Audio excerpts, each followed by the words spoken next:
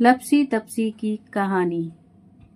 लप्सी और तप्सी की कहानी कथा इस प्रकार है। एक समय की बात है।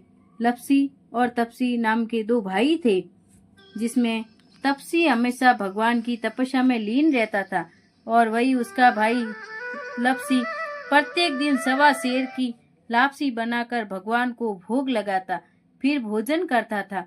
एक दिन किसी कारणवश दोनों में झगड़ा हो गया। तप्सी का कहना था कि मैं बड़ा हूँ और लप्सी बोला मैं बड़ा हूँ। दोनों लड़ ही रहे थे, इतने में वहाँ नारद जी आ गए। नारद जी ने कहा कि आप दोनों क्यों लड़ रहे हो? तब उन दोनों में अपनी लड़ाई की वजह बताई। दोनों ने नारद जी से पूछा कि आप ही बताइए, हम में से कौन बड़ा है? नारद जी ने कहा, अभी तो मैं जल्दी में हूँ, लेकिन इस बार मैं आपको जरूर बताऊंगा।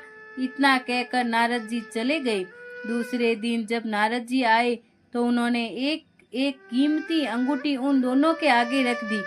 तप्सी ने तुरंत ही अंगूठी अपने घुटने के नीचे छुपा ली और सोचने लगा कि अब मुझे खूब धन मिलेगा, जिसे मैं यज्ञ करवाऊंगा और अपने आप ही बड़ा हो जाऊंगा। लप्सी ने अब अंगूठी देखी तो वो सोचने लगा कि इसे अगर मैं अपने पास रखूंगा तो कोई भी आकर मेरी गर्दन काट लेगा। ऐसा सोचकर लप्सी ने वो अंगूठी फेंक दी। फिर नारद जी ने तप्सी से पूछा कि तेरे घुटने के नीचे क्या है? तप्सी ने अपना घुटना उठाया और वहां अंगूठी निकाली। तब नारद जी ने कहा कि इतना भजन भाव करने के बाद भी तेरे मन में लालच है, इसीलिए तेरे से तो लप्सी ही बड़ा है और अब तुम्हें तुम्हारी तपस्या का भी फल नहीं मिलेगा। तप्सी शर्मिंदा होकर माफी मांगने लगा। तब तप्सी बोला, नारद देव जी, मेरी ये आदत कैसे छूटेगी और मेरा पाप कैसे उतरेगा? इसका कोई उपाय बताइए। तो नारद जी ने कहा कि कार्तिक महीने में जो कहानी स्त्रियां कार्तिक व्रत रखेगी और अगर वे तुम्हें अपना पुण्य देगी तब पाप उतरेगा।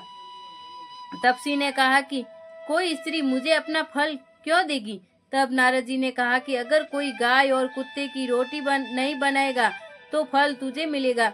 अगर कोई व्यक्ति किसी ब्राह्मण को भोजन कराकर बिना दक्षिणा के ही उसको विदा कर देगा तो उसे उसका फल मिलेगा।